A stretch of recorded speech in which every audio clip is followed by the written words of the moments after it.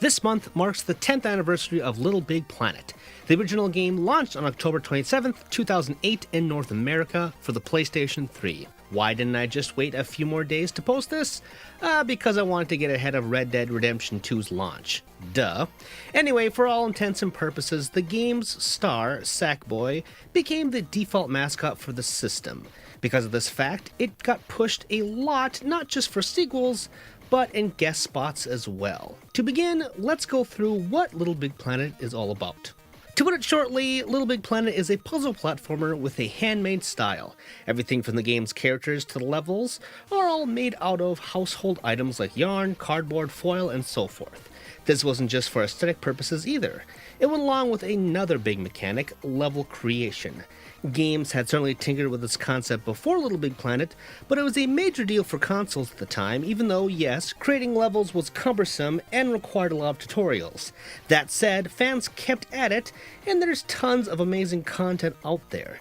It got better with sequels as the tools became more detailed as well. Speaking of sequels, since LittleBigPlanet had a successful launch in 2008, it became a yearly franchise, mostly. First, we had LittleBigPlanet on PSP, releasing in 2009. Then we had Sackboy's Prehistoric Moves, releasing for the PS3 in 2010, which was a moved-based game. It was kind of like a mini-game tutorial for the actual new Move controllers. Then we have the big sequel, LittleBigPlanet 2, for the PS3 in 2011. Then LittleBigPlanet PS Vita in 2012. Then a weird spin-off, which was like Mario Kart, called LittleBigPlanet Karting, releasing for the PS3 in 2012. Then we had another big sequel, LittleBigPlanet 3, releasing for the PS3 and PS4 in 2014. And finally, we had Run Sackboy Run, releasing for mobile devices in 2014, which was an endless runner. It was also released for the PS Vita later in 2015, and that's the last official game in the series. It's been dormant for 3 years now, if you don't count DLC packs, which is a subject we should get into next. So part of the charm of the game is with the aforementioned star, Sackboy, or Sackgirl, which you can customize to your heart's content. Some gear you unlock in the game, but if there's somehow nothing to your liking, there is plenty to buy from the PlayStation Store online. Do you like Marvel? Yep, that exists. SpongeBob? Yep, they have that too.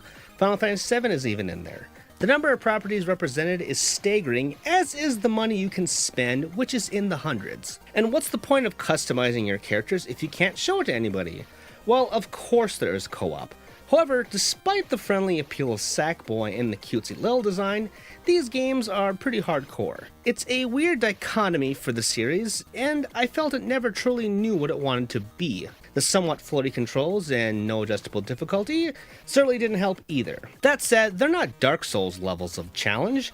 Starting from the second game onward, I played LittleBigPlanet with my friends, some accustomed to video games and some not, and both parties managed to have a good time.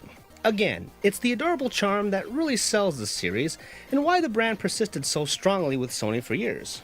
So why did it eventually die? Well, the easy answer is too much of a good thing. Again, this franchise took only one break from 2008 to 2015, but even in that off year, 2013, there was DLC. Releases that consistent can get tiring. The other thing of note is LittleBigPlanet 3's reception. It is what I would call a good game, but it also felt rushed. It was unpolished and full of bugs. With all those thoughts in mind, does that mean LittleBigPlanet and Sackboy are doomed forever? Well, the sad truth, maybe yes. Which is a grim sentiment to state for its 10th anniversary.